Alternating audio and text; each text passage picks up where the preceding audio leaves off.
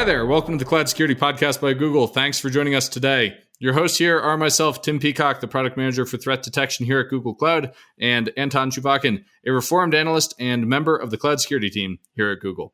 You can find and subscribe to this podcast wherever podcasts are sold and distributed, as well as at our website, cloud.withgoogle.com/cloud-security/podcast.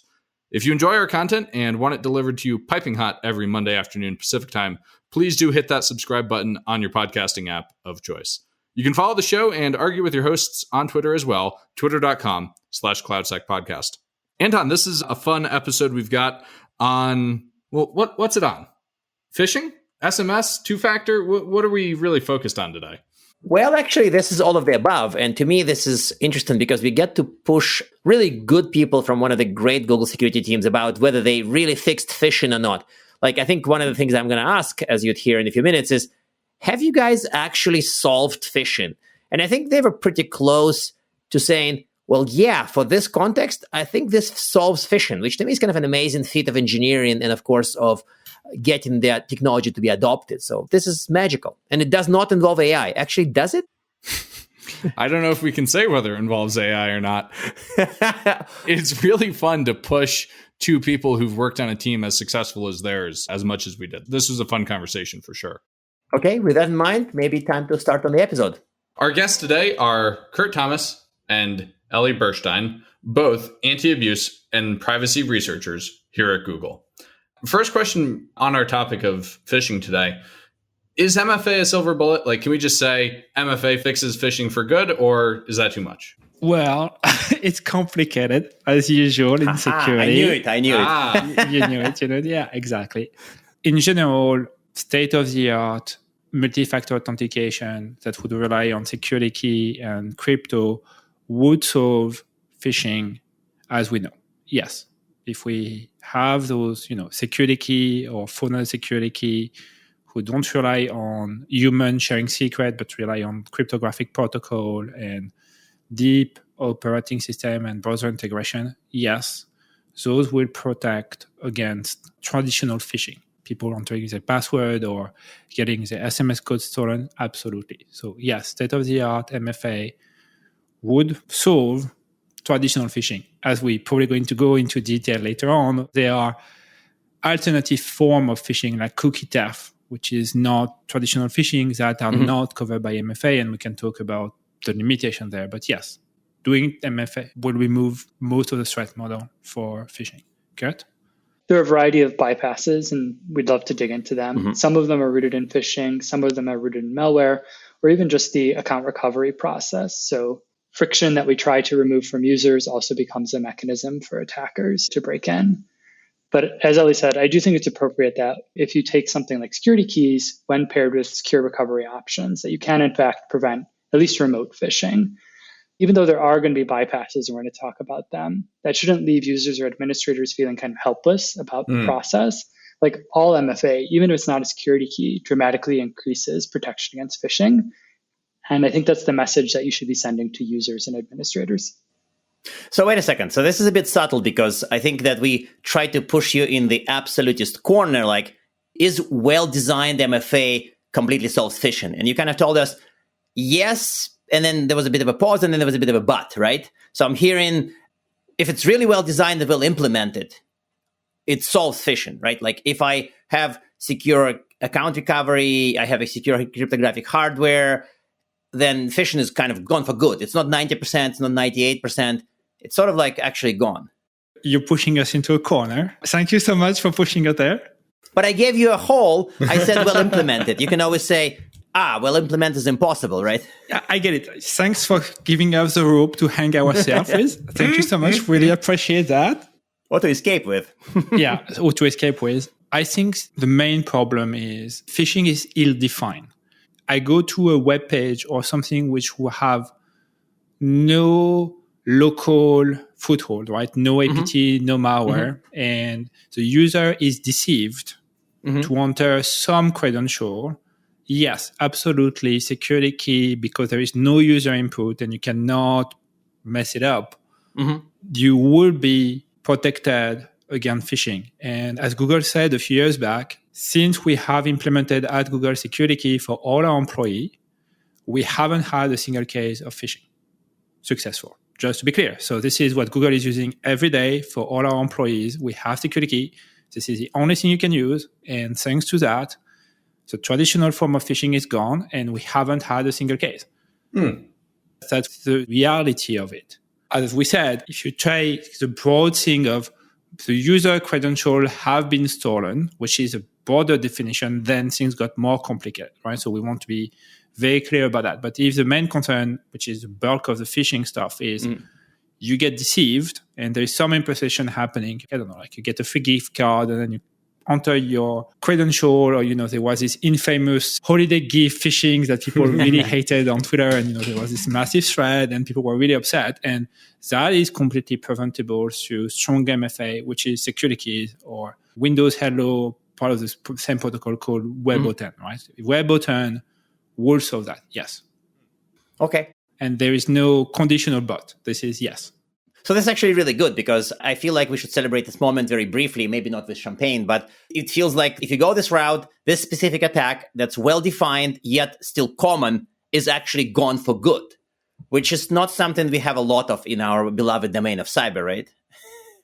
Come on. We made a great progress on system security, right? When we had buffer overflow and we had very simple, shell code, you implemented ASLR and you implemented DAP. And then a lot of the traditional exploit become incredibly hard. We started to have sandboxes, and the complexity of attack have rose quite high, right? I think we estimate now that a 0 day against a phone, Android phone, is over $1 million, right? So the bar to break into a phone have increased tremendously through a set of few core technology, which actually make a big differences, and that make you feel you want like modern hardware and modern operating system, which have all those core technology, right? And we can talk more about it when we talk about cookie theft, right? But those are the core technology which, yes, make an advance. So I don't know if I would do the champagne only for that one. I would say we made a lot of progress, and then the attacker move on to other things, of course, right? That's as always the case. Right. And so to me, this is a still good moment where it's not just like we raised the bar for this specific attack, which is not like theoretical, but like actually common. We sort of like have a way of implementable way to fix it for good. To me, this is still a brief moment kind of happiness. I think system hardening is a good example. If you look at, I don't know, Windows from the 90s, doesn't matter what version, it's a different system compared to modern OS, to Chrome OS, to even modern Windows. Progress is very visible, but I can't say we fixed overflows or we fixed remotes or we fixed other stuff. So probably phishing is good. If phishing dies, I don't think anybody would be upset. Yeah. But to kind of continue on this theme, when you go and slightly broaden, I guess, phishing beyond just, here's the clickable link, click on the link, I'll steal your creds, I use your creds, I'm you. Like if you broaden from that to cookie theft, a few other things, then MFA starts to be reliable, yet not perfect. So what are some of the bypasses if you go this type of broader phishing credential theft stuff? I also think there's an important caveat in there that, security keys are not widely adopted by consumers or any enterprise folks. So when we talk about bypasses, we even have to think about other forms of multi-factor authentication, be it like SMS or an on-device prompt or different things like that. So we actually ran a couple of experiments in our research group where we teamed up with the University of California, San Diego. There are underground markets where you can purchase what we call hack for hire groups. So these are people who will break into somebody's account on the order of like $500 to do it. And we actually studied all the bypass techniques that they were using to get around two-factor authentication. Cool. So that's fun research. You can kind of learn all of the dark secrets that are used by simply paying a credit card. And what we found is that a lot of the techniques that were used are kind of man-in-the-middle phishing pages. The fundamental flaw with SMS authentication right now is you're going to get a code sent to your device, and then you're going to relay that code to a website. And ideally, that website is the person you're authenticating to, but it could also be the phisher's page. And so they would do live attacks as you are logging into the page. They would relay all the information, your username, your password, the 2FA code, to the real login server, and then have access to your account. And then proceed to, say, download all of your contacts or all of your data and things like that. So it's not any kind of profound Signal 7 hacking. It's really just an intermediate page. It's not like way less fancy. It's not capturing SMS in flight.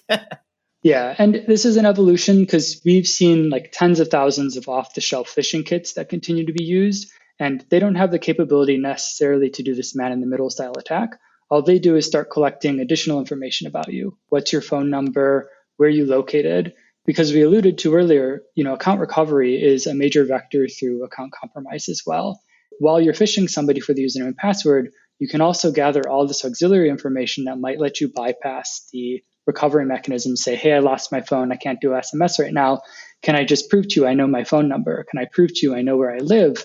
And you then let me into the system. Yeah, but this to me is not well implemented, though. To me, this is poorly implemented account recovery, right?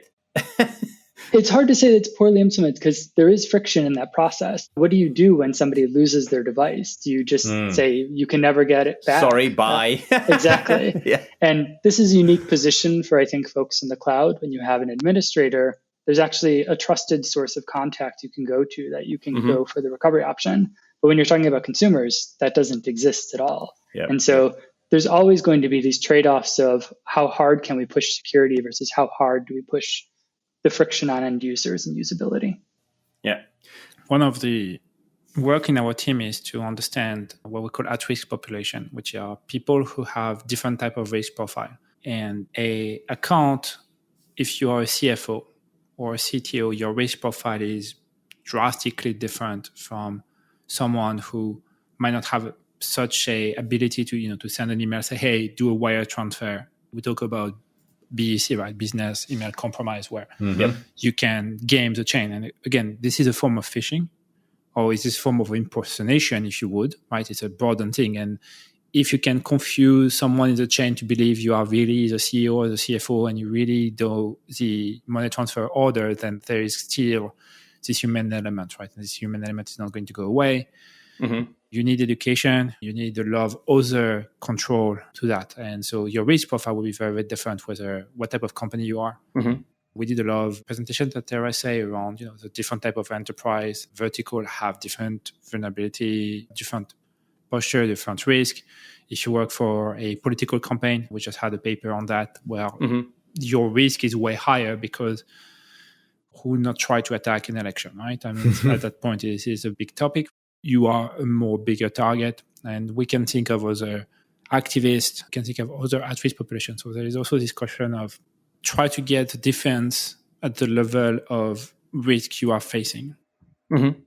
Try to understand that with a caveat, right? With a caveat, which is if you have multiple accounts on the same computer, you can get confused, right? If one uses two-factor and the other one do not use two-factor, that become a problem because some people might want to, I'm sharing with my personal account because I'm going on a Sunday in the cabin in the wood and I still want to read this document which was shared with me and I don't want to take my work laptop and something like that. And now you create this kind of implicit trust between your own account. And we know people have a lot of accounts. People have different accounts for different profiles. That's a very important model for them. The same way they have multiple Chrome profile, right? People would like to kind of bucket stuff.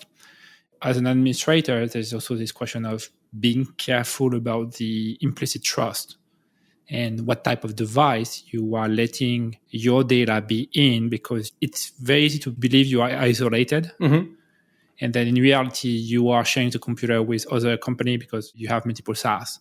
You might have also your own process and things like that. So you have to kind of take this view of so weakest link, right? We talk a lot about that in security. What is your weakest link? Can someone use as a stepping stone, right? Doing lateral movement to other things. So I think that's a fairly common thing. So fortunately, if you use any kind of workspace like Google G Suite or others, you have control to forbid the sharing of document to other device. And that may want to restrict the device themselves, right? And or the account you share with outside of your domain. So you're actually trying to avoid this kind of sharing with account who might not have 2SV, right? You might have 2SV for your account on your company, but not for your personal account. Not for the personal one, yeah. And I guess this kind of gives us a roadmap. I don't want to give an attacker roadmap too much, but if you are a top-tier attacker with a lot of time and money and resources and you have to bypass a well-implemented MFA, you would probably go and look at some of the things you talked about, like either account recovery or physical attack, or you're going to attack kind of a human process, presumably around this. Like maybe it's a physical token issuing process can be attacked or something, right? That's roughly what I'm thinking, maybe with my attacker hat on. You would, right? I think if you push to the extreme, and we saw that with recent ransomware attack, if you can also target the supply chain, right? There was a bunch of companies who were victim of ransomware, not because their stuff were compromised, but because some of their providers were compromised, and then it was used to deliver a ransomware payload, right, as an update process. There's a lot of companies you rely on for and a lot of hardware you buy. So your supply chain security is kind of a big issue, right? Again, that's not phishing anymore, right? We're talking something very different here. But of course. Yes, if someone else done your supply chain got phished and they get tricked into installing, or I don't know, like tech support scam or something like that, and they install a malware that propagated on the supply chain, and ultimately you are victim of phishing by 5 degrees of separation. Yes, that's right. Yeah. The challenge of sharing and not sharing documents, we dealt with that at one company I worked at by just having 2 separate email systems. There was an email system that could only send emails to itself, and that's where all of the company business was done, unless you were a salesperson. This is a bit pushing it, though, in modern day and age, right? Yeah. Can you really maintain Lotus Notes for that long? It was 2 different workspace domains, actually. Okay, yeah, interesting. You could, right? And I think the military do that, right? They have NIPRNet, right? Which is this exact idea of you have a classified network and an unclassified network. But then again, I'll give you one hint where the founders were working before they came to start that company. It does, but I think those are very expensive, right? We're back to what Kurt said. Yes. And procedurally expensive, not just money expensive. It was really expensive to explain it to new hires. And eventually the system broke down when the company got too big and we gave up and had one email system. For most of the people I think who are listening to the podcast, I think the simpler answer is security keys and modern, like WebAuthn would be perfectly appropriate, and even turning that on will give you protection against most of the common threat. On that topic of this is good enough for most people, what can we realistically do to help juice the numbers on multi-factor, 2-factor, and WebAuthn and security keys in particular? How do we help? Elliot mentioned that we did a recent study with politicians and political campaigns. And I think actually understanding their pain points that they experience is really indicative of what the rest of the industry is going through as well. There's a lot of barriers to adoption now to even just any form of MFA. You have inconsistent terminology. So when I say, I have MFA, does that mean SMS? Does it mean security key? And then when you try to encourage people to adopt stronger factors, they're like, but I have 2FA already. Yeah. I use SMS. To people who are not in the security space, they feel like they've already done everything you asked them. Why are you coming back for more? Yeah. I think there's other challenges related to how do you enroll new accounts? Yeah. Mm-hmm. That differs from product to product, from platform to platform. There's the notion of shared accounts. What do I do when I'm working with somebody, we both need access, and the provider only allows one phone or one key to be associated with that account?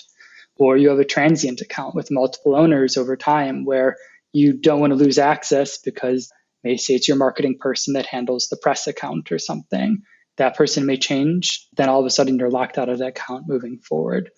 I think there's lots of friction that's added there. And then there's also just perceptions around value around an account. I'll do it for my workspace account, but I'm not going to do it for these entertainment ones, or maybe my personal email, because what's the threat there? Even though those are sometimes stepping stone attacks to getting access, as Ellie mentioned. I think a lot of the challenges aren't around the technology of making security keys more secure. Where actually they do everything that they're supposed to do. It's just in terms of how do we reduce that friction across all these different services with all these competing messages. And of course, all the different security advice we're giving people, how do security keys weigh against that? Yeah. This is probably, we have a question about value versus burden, which we were kind of wanted to get to. But since you guys are touching on this topic now, I guess it's working at Google, I don't really feel the burden, but I definitely see the value given the disappearance of phishing attacks. But what kind of discussions you've seen people have during the research maybe about this whole burden, friction versus value of MFA, of well-built MFA, not just MFA? There is 2 different things, right? If you take the enterprise view of it, is the value is set by the company. There are some companies like Google which will put a premium on security and say, no matter what, we should not get hacked. Some startup, some other company who have a different idea of what is a priority and would not put the same premium value to security because it's very, very hard to measure. And, I've talked to many CISO in the past about security, and they're like, how do I justify my job? How do I justify investing millions of dollars into something that no one can see? It's a cost center, right? Many companies view security as a cost center, not as a productivity center, right? There is a money maker, the guy who sells the product, and there is everyone else which is taking money out of the profit. And security fell into it, and they're like, well, but nothing happened. So why am I buying a new firewall? Why am I buying a new AV? Why do I need to buy security key? And I need to buy 2 of those for each of my employee. And I know it's remote, so I have to ship them. Why am I doing all of this? The beauty of enterprise in a way is there are regulation, right? You are supposed to do phishing training and things like that. And also there is a fewer number of people to convince. If you talk about the broader, more complicated part, which is end users, that is harder because they're like, that seems to work. I'm fine. That's good enough. I'm watching YouTube. I'm happy. We have a data point from a study we did where we actually looked at people who had their account compromised, and this is for consumer users. How many went on to turn 2FA after the fact? So you had a negative experience. It was only 3% of users. 3%? 3%. Yeah. 3% of the people who had their account compromised went on to turn two-factor authentication on. The answer is you probably feel like, well, what does it matter if it happens again? It didn't affect me too badly, or just the friction is too high. I don't want to do this. Those are serious barriers. We have two other data point on that. One is we run a study of, do you know about phishing, right? Because a lot of the things we do, we show banner to people, even in Gmail or on Google Chrome, on like say, hey, you're going to get phished or you're going to get tricked into. Half of the people don't know about phishing, and they're like, would you like to know more? And the answer is no. Or it's like, yeah, I don't know about it, but that's fine. I don't want to know about it. There is no curiosity about it. I think people just use that as an annoyance rather than anything else. It's a very big problem. And the other study was done by another company. That is very interesting study, which is like, okay, if you compromise, we're going to put your account in read-only. And they had a bunch of photos. Right? I'm not going to tell the name of the company, but then people were like, oh, that's fine. I'm going to use it on read-only, and I'm going to browsing, and I stop interacting. And it was disastrous for their business model because the idea was like people should have engagement. They're like, no, I'm fine. I'm just going to lurk here. And, I have access to everything. I'm just going to read. I'm fine. And then they do nothing.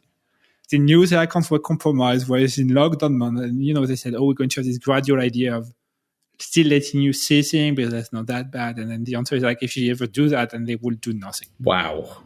That's how hard it is. So this cyber stuff doesn't really matter all that much for a pretty broad chunk of the, well, in this case, consumers, not companies, but actually some companies as well, it seems like. It depends where you put your premium, right? If you have a lot of intellectual property and you are very concerned with your intellectual property to be stolen, then yes, you'll probably put a premium of what happens if it's stolen. If, as Kurt said, most companies do a great job at mitigating the risk, even if you get compromised, right? Like your bank will revert bank transfer. You can cancel credit card charge very easily. So people are like, yeah, I got compromised. It was mildly painful. I'm done with it. Good. And then move on, right? And I think that is the, in a way you could say, because the industry does such a good job, then people don't feel they should contribute to it, and just say like, let them deal with it, and then I don't care. Wow. Maybe feeling safe enough is probably where they are at. Interesting. Do we have numbers we can share about multi-factor adoption among consumers? Do we have industry benchmarks we can share? I don't think we have any benchmarks at this moment. We're more focused on identifying what are the key pain points and kind of working to address those. That's really what we highlighted with political campaigns, which is really indicative of also what probably a lot of small businesses feel too, like competing priorities. You don't have an established security culture yet. So how do you go about doing that? How do you weigh these things? So that's where a lot of our research is at the moment. I do think also that those are a number of very, very hard to get, because the future is probably having kind of a blended authentication where everything works together. That's, FIDO2 security key, where now Windows Hello is compatible with web buttons. So you authenticate on your Windows or on your Mac, and then the same fingerprint reader you use will also authenticate you on the web. So for the user, it feels like a single sign-on. This is not technically a single sign-on, but this is the same mechanism. And so because every two-factor authentication is merging through the use of crypto, which is awesome because the user don't just have to click. I think we won't have a number moving forward. Like every modern operating system, every phone has a security key, every Windows Hello, Mac authentication, AuthID, I think that's the name of it. And every time you click on it, it will be that, right? So they'll be like, oh, I'm on the website. They want to know who I am. I'm clicking, and that's the same that as when I log. And so the experience is blending, which is really good because really all we can ask from a user is click. That's, I think, the maximum we can do. And then, the computer do a ton of things. It's look at the fingerprint and then, or look at the camera or whatever you want, and then decide it's really the user, do all the authentication, do the crypto, and then the user don't see any of it, and it is fine. We have to admit that for end user and for most enterprise and most cloud user, we want single click for the user, nothing apparent. That's all this quest of passwordless and thing where you're like, it will have to be harder on the hardware on the provider, hardware on the admin. But at the end of the day, it's a positive message, which is the technology is there. We all have to adopt it. It's a little bit of a painful transition to this password to crypto-based authentication, and there is a lot of things to figure out, but as it's going to get better. And I think we cannot get the user to do more.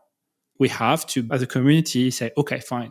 We need to give up on the user learning, and we need to give up on the user investing more in security because they want. You can force them through certification and require it through the job, but ultimately they will be like, okay, I'm doing it for my work account and forget my pay, and then we're not moving so standardizing around strong to MFA, which is FIDO2, right? The security key Windows Hello is the best thing we can do. And having a unified thing, and every time we see a marketing person say, I'm going to call security key something else. And we saw that quite a bit in the last few years. We are crying because they are diluting the message of like, no, security key is a specific thing. And then you're confusing people, right? So we would have to do kind of an industry effort to be talking the same language to the user and say, this is what you need. This is how it works. You should see one UI on Chrome, Firefox, Edge, and so forth, which is your default UI. This is what you need to trust. Trust this thing like you trust HTTPS. So you have one indicator for encryption and one for authentication, and that's all you should ever see. And if it's not that, don't do it. Just don't do it. Don't do it. That's not what you're expecting. And if we get to that level of universality, like HTTPS, I think MFA is in a great spot, right? So, and then maybe, Anton, we can have champagne. Maybe we can that day say, yeah. Then we can do it. You're right. I think you win. The magic is there, but somebody needs to like wave a wand in the air and then magic happens. But apparently people are like, what do you mean wave a wand? That's too much work. I want magic. I don't know. My analogies suck. Fine. No, I think it's a good analogy. It's a case of the magic being here, but not widely distributed yet. Yeah. I want to move towards wrapping up and ask, Kurt and Ellie, do you have something for the audience to go read to learn more? And do you have a specific pro tip to help users improve security outcomes? I'm guessing it's going to be use hardware multi-factor, but if it's something other than that, that'll be exciting too. The benefit of being on a research team is we have too much to read. We've written multiple papers on, if you have questions about what is the relative value of SMS versus on-device authentication or security keys, we can actually give you concrete numbers about how does that fare versus data breaches where people are doing password guessing. How does it fare versus phishing? How does it fare versus targeted attackers? And so we have concrete metrics there. If you're interested in kind of our investigations we did into different hire outfits or underground markets related to data breaches and things, we also have written extensively about that. I think the important takeaway here is, yes, while we would love everybody to use security keys, really adopting any form of multi-factor authentication and is going to block over 100% of the bots that we see that attack Google every day. It's going to block over 90% of the phishing attacks that we see using, say, off-the-shelf kits. And even for targeted attacks, it works in, say, 70% of cases. Even when you have something like SMS, it'll block 70% of those attacks. Wow. The answer is yes, use multi-factor authentication. It has really strong positive security outcomes, and the usability trade-offs, they exist, but are manageable. That sounded like kind of an optimistic note to end on. So, are we allowed to finish on optimistic note? It's a security. Okay, fine. Yeah, good. I have one to add. Oh, no, Ellie wants to add something. We don't need to end on a good note. One last thing, and I'm going to be super self-serving, but with the help of the team, we've been writing for many, many years and put our research open to people, which is our PDF, but also our slide, and you can download them. And I did put them on my website, so you have all our papers that Kurt mentioned, and we try to write long blog posts to explain a little bit our reasoning and give a behind the scene. I know that a lot of people like that. You'll find all the link we describe into my website, and we don't have a good website at Google to show all of these things. So here is one link where you can find all the things we discuss. Want to attract attention, we had a great paper with Kurt and others at IMC last year where we look at the factor who affect people who are mostly phished on Gmail. So we took all Gmail, we took billion and billion of phishing email, and we look at what is the factor affecting your posture and things like that. I just put it online, and we have a lot of those kind of things. So if you want to just follow along what we do and you want to keep in touch with us, that's probably for now the place. We hope to do more, on the Google blog and so forth, and we always post on the Google blog. So that's also a good resource, right? The security blog is where we post as well, to be clear.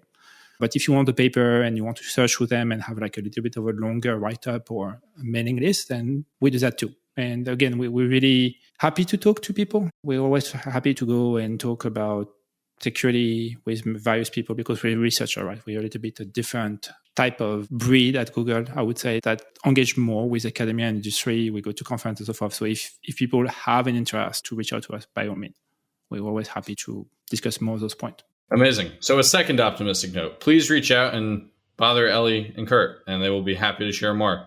Yes, please. I don't know if Kurt signed up for that, but Ellie signed up for that. I don't know if Kurt would sign up for that. Do you sign up for that, Kurt? Kurt's making a bit of a face. I don't think Kurt signed up to be bothered, but Ellie did. So listeners, bother Ellie, not Kurt. Thank you both so much for joining us today. Thank you so much. Thank you. And now we are at time. Thank you very much for listening and, of course, for subscribing. You can find this podcast at Google Podcasts, Apple Podcasts, Spotify, or wherever else you get your podcasts. Also, you can find us at our website, cloud.withgoogle.com/cloudsecurity/podcast. Please subscribe so that you don't miss episodes. You can follow us on Twitter as well, twitter.com/cloudsecpodcast. And of course, your hosts are also on Twitter, Anton_Chuvakin and _Tim Peacock. Tweet at us, email us, argue with us. And if you like or hate what we hear, we can invite you to the next episode. See you on the next Cloud Security Podcast episode.